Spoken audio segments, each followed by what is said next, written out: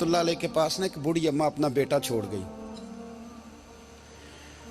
तो हजरत साहब ने कुछ 2 4 5 महीने रखा, तो बाद में उसकी अम्मा को बुला के कहा कि भाई तू बेवा है, बेटा तेरा यतीम है, मैं नहीं चाहता कि इसका वक्त ज़ाया हो। ये पढ़ने वाला कोई नहीं, सारे नहीं भाई पढ़ने वाले होते। अब यहाँ वाला माँ बैठे हैं, मैं बेअदब भी ना हो जाऊँ। कुछ पूरे 8 साल लगा के भी आ जाते हैं, सनद भी उनके पास होती है, नाराज ना हो जाना, ये तो सब अच्छे लोग हैं, सनद होती है पर पता कोई नहीं होता। ये आला हजरत ने लिखी है बात, सनद होती है, पूरी डिग्री होती है, उस पर कई लोगों के साइन भी होते। तो बहुत सारे तालिब इल्म ऐसे होते हैं जो मदारस में कहते हैं मैं फाजल फलां हूँ, लेकिन कोई शय पास। तो मौलाना सरदार अहमद साहब मुहद्दिस आज़म पाकिस्तान रहमतुल्लाह अलैह उस बूढ़ी को कहने लगे तेरा बेटा कुंद देना है, पढ़ना पढ़ाना इसने कुछ भी नहीं, तो यतीम बच्चा है, कल को तो कहेगी कि मेरे बेटे ने वक्त ज़ाया किया तो वापस ले जाओ। बूढ़ी अम्मा रोने लग गई, कहने लगी मैं पढ़ाने तो नहीं लाई थी, मैं तो आपको रब का वली समझती हूँ, मैं तो नौकरी कराने लाई थी, नौकरी। हजरत अनस बिन मालिक कहते हैं मेरी अम्मा भी हुजूर की बारगाह में दे गई थी, तो हुजूर की बारगाह में ये नहीं कहा था कि या रसूलल्लाह पढ़ा दें, हाँ हाँ मैं जिम्मेदारी से बात कर रहा हूँ, ये नहीं कहा था हुजूर मुजाहिद बना दें, ये थोड़ी कहा था कि या रसूलल्लाह सल्लल्लाहु तआला अलैहि वसल्लम से मुफस्सिर मुहद्दिस मुहक्किक मुफ्ती बना दें। हजरत अनस की अम्मा कह गई थी सोनिया जब तक ये रहेगा ना आपकी नौकरी करेगा, ये घर के काम काज करेगा, ड्यूटी करेगा, हुजूर ये आपकी नौकरी करेगा। तो मेरे महबूब ने फिर दुआ कर दी, अल्लाह इसे बरकत अता फरमा। तुम समझता है खिदमत वाला खाली रह जाता है?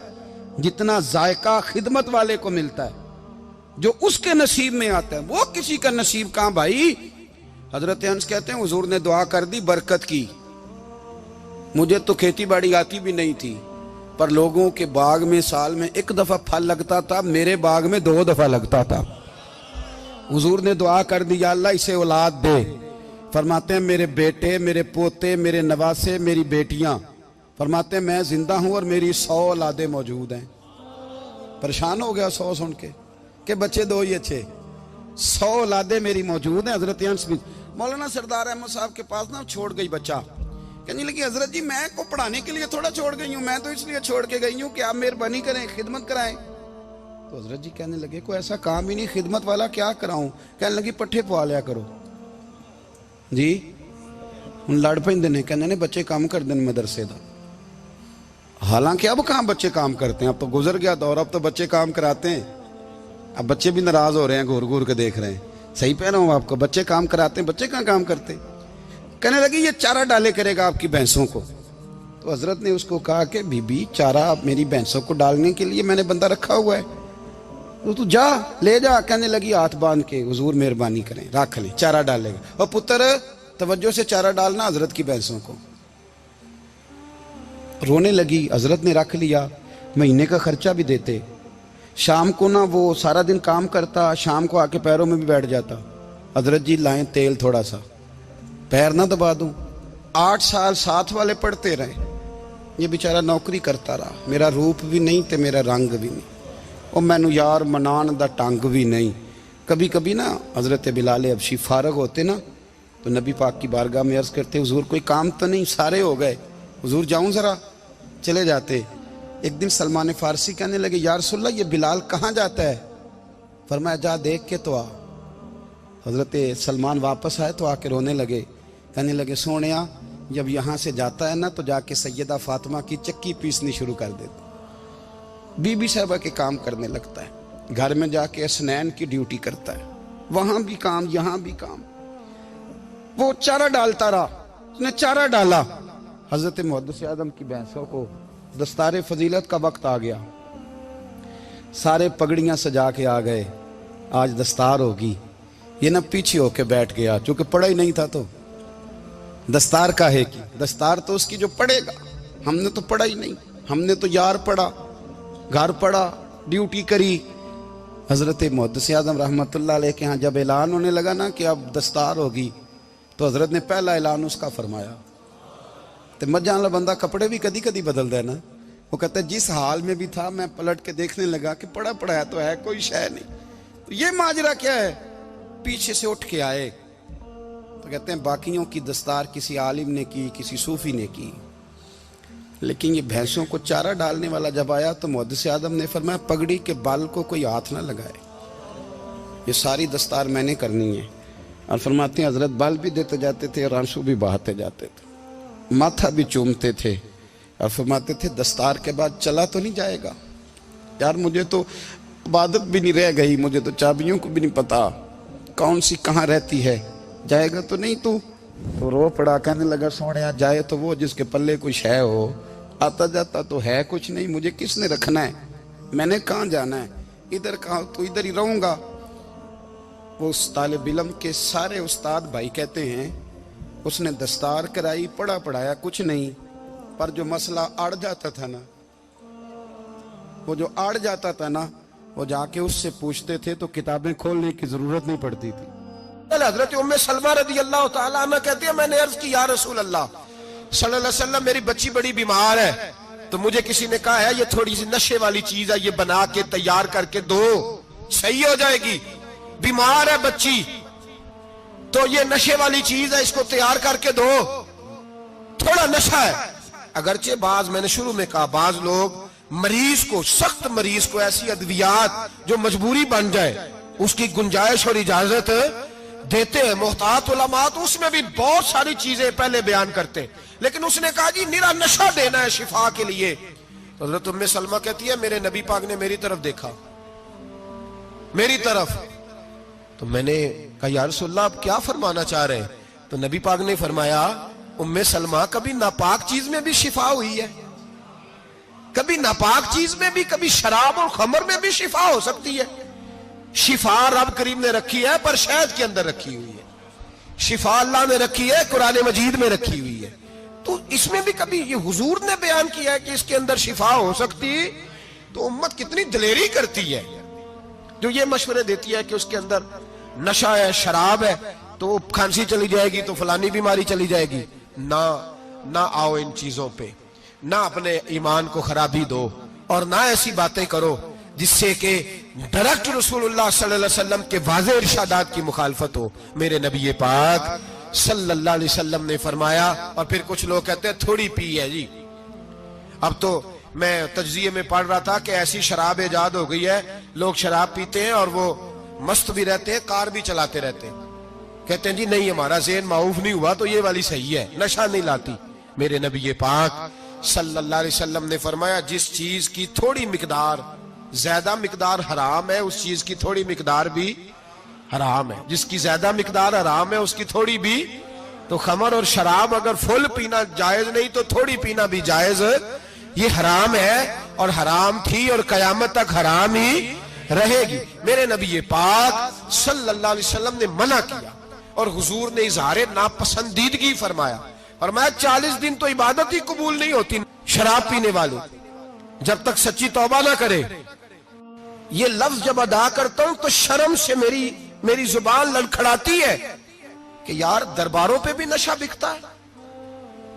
میں یہ بات کر رہا ہوں صوفیاء کا ترجمان, درباروں پہ, مزاروں پہ, اور سجادہ نشینوں تمہیں زمین نگل جائے, آسمان تمہیں لے اڑے, تم پر قہر نازل ہو, تم نے باپ دفن کر کے تو وہاں نشے کا اڈا بنا لیا, ماؤں سے بیٹے چھیننے لگے ہو, عورتوں کے سروں سے کپڑے چھیننے لگے ہو, سہاگ مارنے لگے ہو, بیٹیاں اور بیٹے یتیم کرنے لگے ہو, نشہ بیچتے ہو درباروں اور مزاروں پہ. یہ تماشا لگ گیا. آپ کیسے کروں یہ بات, پر کرنی پڑ رہی ہے, مجبوری ہے, یہ مضمون مکمل نہیں ہو سکتا. بند کر دیں وہ دربار, ہمیں نہیں چاہیے جن درباروں پہ نشہ بکتا ہے. میں ذمہ داری سے کہہ رہا ہوں, بات ریکارڈ ہو رہی ہے. جوتے کی نوک پہ وہ سجادہ نشین جو امت کو ڈرگز دیتا ہے, وہ سجادہ نشین کا ڈیرا نہیں, وہ گند کا اڈا ہے, وہاں سے فیض نہیں مل رہا, امت کی تباہی ہو رہی ہے. بتا دو, پھیلا دو, اس کو اعتراض کرنا ہے کرو. میرے رسول پاک سید عالم صلی اللہ تعالی علیہ وسلم کا دین ضروری ہے, کسی پیر کی سجادگی ضروری, بولیے سجادگی ضروری. بڑی ذمہ داری سے کہہ رہا ہوں اور نمائندگی کر رہا ہوں اپنی جماعت کی. نہ ہمارے بزرگوں نے کل اس کی حمایت کی تھی، نہ آج کرتے ہیں، نہ قیامت تک کریں گے۔ بند کر دیں وہ دربار اور مزار۔ بزرگ دنیا میں یہ کام کرنے آئے تھے، اور ہماری سوچ اتنی گر گئی ہے، اتنے ہم کمزور ہو گئے۔ کہتے ہیں جب اس کو چڑھ جاتی ہے تو پھر بڑی معرفت کی باتیں سناتا ہے۔ تجھے شرم نہیں آئی ہے لفظ کہتے ہوئے؟ اب نشئی تجھے معرفت سکھائے گا؟ اب تو شرابی سے، بھنگی چرسی سے دین سیکھے گا؟ کہتے ہیں اس نے پی ہوئی تھی، چڑھی ہوئی تھی، میں بات کر دی تو میرا کام بن گیا۔ اتنی گندی اور میلی سوچ صاحب ایمان کی ہوتی ہے، تو اب نشیوں سے جا کر دعائیں کرائے گا؟ سن، میرے نبی پاک صلی اللہ علیہ وسلم نے فرمایا جو شراب پی لے، نشہ کر لے، اس کی تو 40 دن تک عبادت رب قبول نہیں فرماتا۔ تو کہتا چڑھی ہوئی تھی تو اس نے دعا کر دی، تجھے شرم ہی نہیں آئی بات کرتے؟ حیا ہی نہیں کیا تو نے جملہ بولتے؟ یہ کوئی تصوف اور طریقت ہے؟ جاؤ اٹھا کے لے جاؤ۔ ایسی کوئی تصوف اور طریقت ہمیں نہیں چاہیے، ہمیں وہ والی طریقت چاہیے جس میں خدا کے قرآن کی بات ہوتی ہے اور محمد مصطفیٰ کے فرمان کی بات ہوتی ہے صلی اللہ علیہ وسلم۔ تو بھائی یاد رکھو، یہ کوئی طریقہ نہیں۔ ایک مزار ہے، مجھے ایک صاحب کہنے لگے آ جائیں یہاں بھی فاتحہ پڑھیں۔ میں نے کہا یہاں کیا ہے؟ کہنے لگے تھے تو بابا جی نشہ بشا کرتے، پر اب سنا ہے لوگوں کی منتیں بڑی پوری ہوتی ہیں۔ مجھے جذبات بڑے کم آتے ہیں۔ میں نے اس آدمی کو گریبان سے پکڑ لیا، میں کہ ادھر ہٹ، وہ تو نشہ کرتا تھا اور تو جاتا تھا، تیری یہ کیسے طاقت ہوئی؟ تو نے مجھے مشورہ دے دیا، تو ہمیں کمزور سمجھتا ہے؟ ہم کمزور ایمان کے لوگ ہیں، اور میں یہاں تجھے کہوں گا نہیں نہیں میں یہاں نہیں جاتا، میں وہاں جاتا ہوں۔ بالکل کوئی لگی لپٹی بات نہیں، کھری بات۔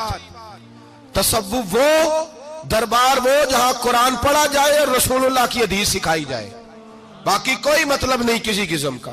میں داتا صاحب کبھی جاؤں نا جلسہ کرنے کسی کام سے، کسی تقریب میں، تو میں داتا صاحب کے مزار پہ نہیں جاتا۔ میں کہتا ہوں یار یہ جرانہ نہیں کہ بندہ کسی کام آیا تھا تو فاتحہ پڑھ لی، واپس چلو، گکھڑ سے سپیشل آئیں گے داتا صاحب کے مزار پہ حاضری دیں۔ اور میرے سنگی گواہ ہیں کہ میں سپیشل ٹائم نکال کے بہت سارے کام چھوڑ کے سپیشل جاتا ہوں، اور میں مراد ماننے نہیں جاتا، میں داتا صاحب کا شکریہ ادا کر دے جاتا ہوں۔ میں ان سے کہتا ہوں حضور آپ کی مہربانی، آپ یہاں آئے تو ہمارے بڑے بھی رسول اللہ کے غلام بن گئے۔ میں تو سلام عقیدت پیش کرنے جاتا ہوں، ہم مزارات پر جانے کے قائل نہیں، بلکہ ہماری تو عقیدت کا درجہ ہی مکمل نہیں ہوتا جب تک ہم مزار پہ سلام نہ کریں۔ پر مزار داتا صاحب کا، مزار خواجہ معین الدین اجمیری کا، مزار غوث اعظم جیلانی کا، مزار محدث اعظم مولانا سردار احمد کا، مزار اولیاء کا، مزار میاں شیر محمد شرک پوری کا، مزار رب کریم کے بندوں کا۔ بھنگیوں چرسیوں کے مزار نہیں ہوتے، اور نام ان مزارات کے قائل ہیں، بالکل قائل نہیں ہم۔ میں تھوڑے دن پہلے لاہور گیا تھا، تو میں کار میں میاں صاحب میاں شیر محمد شرک پوری کا ذکر کر رہا تھا۔ میں اپنے دوستوں سے کہہ رہا تھا یار بہت بڑا بابا ہوا ہے، تو مجھے کہنے لگی کرامت کیا ہے؟ میں نے کرامت یہ ہے کہ ساری زندگی سنت کا درس دیا ہے۔ تو مجھے کہنے لگے آپ کبھی گئے نہیں؟ میں نے کہا میں اسپیشل گیا تھا، اور تھوڑے دنوں کے بعد پروگرام بناؤں گا تو میں ساتھ لے کے جاؤں گا۔ ہم مزارات کے قائل ہیں، حاضریاں دیں گے مزاروں پہ، لیکن بھنگیوں چرسیوں کے مزاروں پر جانے کے قائل ہیں؟ زور سے بولے، یہاں جانے کے قائل ہیں؟ کوئی عقیدہ نہیں ہے ہمارا۔ نشہ بکے گا اب مزاروں پہ، اب یہ تصوف ہوگا وہاں، یہ طریقت ہوگی۔ اور ملت پر رحم کھاؤ خدا را۔ اگر تمہارے قومی ادارے کہتے ہیں رپورٹ کرنے والے کہ 70 لاکھ پاکستانی نشہ کرتا ہے، تو کیا تمہیں یہ نہیں پتا کہ نشہ بیچتا کون ہے؟ کیا تمہیں یہ نہیں پتا کہ ڈرگز کا کاروبار کون کرتا ہے؟ اگر تمہیں یہ پتا ہے تو کیا یہ خبر نہیں تمہیں کہ ان رگوں پر یہ خون اتارتا کون ہے؟ میں اپنے بزرگوں سے معذرت کے ساتھ، نشے کا آغاز، ناراض تو نہیں ہو جائیں گے بزرگ؟ نوجوانوں کو میں لتاڑ لیتا ہوں، لیکن بزرگوں کی عزت کرنا سنت ہے، تو میں بزرگوں سے معذرت کے ساتھ، یہ یوں سمجھ لیے خوگرے حمد سے تھوڑا سا گلا بھی سن لے۔ نشہ سگریٹ سے شروع ہوتا ہے، سگریٹ سے۔ میں تمباکو کو حرام نہیں کہتا، یہ فتویٰ نہیں دے رہا۔ تمباکو کا حکم وہی ہے جو مولی کا ہے، جو کچے پیاز اور لہسن کا ہے، کہ آپ جب کھا لیتے ہیں تو منہ سے بدبو آتی ہے، تو آپ مسجد میں آئیں تو آنے سے پہلے مسواک کریں، منہ صاف کریں، پھر آپ آ جائیں۔ تو جائز ہے، مکروہ ہے لیکن حرام۔ لیکن تمباکو سے آگے جب حالات بڑھتے ہیں، تجزیہ نگاروں نے لکھا ہے کہ ہمارے پنجاب کے کچھ علاقوں میں اب سگریٹ سے نکال کے نا، پہلے بھی بھرتے تھے لوگ اس میں بڑا کچھ، اب پتہ ہے کہ نیا نشہ ایجاد کیا ہے، اب اس کے اندر چرس بھی بھرتے ہیں اور چھپکلی کو مار کے سکھا کے خشک کر کے اس کو پیس کے وہ ساتھ نشے کے ملاتے ہیں، اور اس کا حال یہ ہوتا ہے کہ آدمی کو زیادہ نشہ ہوتا ہے، اور کہتے ہیں وہ اتنا گند ہے کہ وہ آدمی کسی کو دانت بھی لگائے گا تو وہ بندہ بھی بیمار ہو جائے گا۔ کیا یہاں لوگ اسپرٹ نہیں پیتے آپ کے ملک میں؟ اور ہم کبھی سڑک پہ جاتے ہیں تو نشئی کو دیکھ کے مذاق کرتے ہیں، دیکھنا میں ہارن لگاؤں گا تو گاڑی کے ہارن سے گر جائے گا، لیکن تجھے پتا نہیں کہ یہ کسی ماں کا بیٹا ہے، پتا نہیں کسی بیوی کا شوہر ہے۔ ایک ہمارے دوست ہیں، بزرگ ہیں، ان کا داماد فوت ہو گیا، نشہ کرتا تھا، تو میں تعزیت کرنے ان کے گھر پہنچا تو کھڑے ہو گئے ہاتھ باندھ کے، کہنے لگے حضرت صاحب باقی ساریاں گلاں چھڑ دیو، صرف نشے تے تقریر کریا کرو۔ وہ جب جیتا تھا تو تب بھی اس کے بچے یتیم ہی تھے، یتیم ہی تھے۔ میری بیٹی جب میرے گھر آتی تھی اور میں اپنے پوتوں کے اتنے کپڑے اسے پہننے کو دیتا تھا تو میرا کلیجہ پھٹتا تھا، اور میری بیٹی اس کی زندگی میں بھی بیوہ کی زندگی گزار رہی تھی، وہ میری بہوؤں کے اترے ہوئے کپڑے پہنتی تھی۔ کوئی دعا کرو، کوئی جلسے کرو، یہ لت ختم ہو جائے۔ اور کہنے لگا اب میرے وہ چلا تو گیا ہے، دادا دادی اس کے پہلے کوئی نہیں، چچا ہے کوئی نہیں، جب تک تو میں زندہ ہوں ان نواسوں کو کوئی روٹی کا لقمہ، کوئی کپڑا مل جائے گا، لیکن سوچتا ہوں میں بوڑھا ہوں، مر گیا تو ان کو کوئی پوچھے گا بھی نہیں، کون ان کی خبر۔ اتنا ظلم اس قوم سے، اتنی زیادتی، اور آرام سے لکھ کر لوگ گزر گئے کہ یہ 70 لاکھ ہے، ان کا درد تو سمجھو، تکلیف تو سمجھو۔ 7 فٹ کا سونا جوان اور نشے کا عادی ہے تو کسی نالی میں پڑا ہوا ہے۔ اور میں نے کہا اس قوم کے ساتھ اس سے بڑا بھیانک مذاق کیا ہوگا؟ کوئی دانشور تھا بڑا ظالم، اس ظالم سے کوئی مشورہ لینے آیا، اس نے آ کے کہا تو بڑا ظالم ہے، بڑے کڑوے مشورے دیتا ہے، میرا ایک دشمن ہے، میں اس سے بدلہ لینا چاہتا ہوں، میرا دل کرتا ہے اس کا بچہ قتل کر دوں تاکہ وہ تڑپے۔ تو ظالم نے کہا اسے قتل نہ کر، وہ تو اس کا باپ 2-4 مہینے رو کے چپ کر جائے گا، پھر میں سخت سزا دینا چاہتا ہوں، مشورہ دے۔ تو اس نے کہا اس کے بچے کو نشے پہ لگا دے، جس کا بچہ نشہ کرے گا وہ باپ روز مرے گا، روز جیے گا، وہ ماں روز مرے جیے گی، نشے پہ لگا دے۔ اس قوم کے ساتھ سب سے بڑا ظلم یہ ہوا کہ ملت کا جوان نشے پہ لگ گیا، ڈرگز پہ لگ گیا، اتنے تباہ حالات ہوئے کہ جوان چڑھتی جوانیاں، اماں نے کتاب دے کے بھیجا تھا، اور کالج سے واپس آئے تو نشے کے ٹیکے ہاتھوں میں پکڑے ہوئے، ٹیکے۔ اور آپ کے اس ملک کے اسلام آباد میں ایک دن میڈیا نے وہ خبر بھی وائرل کی اور وہ چیز بھی دکھائی لوگوں کو، 3 مہینے کا بچہ لے کے نشئی سڑک پہ آ گیا، اس نے کہا میرا نشہ ختم ہو گیا، میرا بچہ خرید لو، 2 پڑیاں دے دو۔ تو وہاں بیبیاں جو سن رہی تھی وہ بھی چیخے مار کے رو رہی تھی۔ یہ ظلم کیا اس قوم کے ساتھ، اور کرپشن کی لعنت نے اجازت دی سپلائی کرنے والوں کو کہ گلی گلی بیچے، گلی گلی۔ انہوں نے کچھ تھوڑا ظلم نہیں کیا ان حکمرانوں نے، اور ہماری اپوزیشن اس کو نہ صرف اتنا پتا ہے کہ یہ جائیں اور ہم آئیں، اس سے زیادہ کوئی غرض نہیں۔ بھائی کرپشن کے خلاف نکلے ہو تم، نشے کے خلاف کس دن نکلو گے؟ جوئے کے خلاف کس دن؟ قوم تو مر رہی ہے نشے سے، اس کے خلاف میدان میں کب آؤ گے؟ صرف اتنا ہے کہ یہ جائیں اور ہماری باری آئے، اس سے زیادہ کچھ نہیں۔ جتنے مجرم وہ ہے اتنے ہی تم بنتے جا رہے ہو۔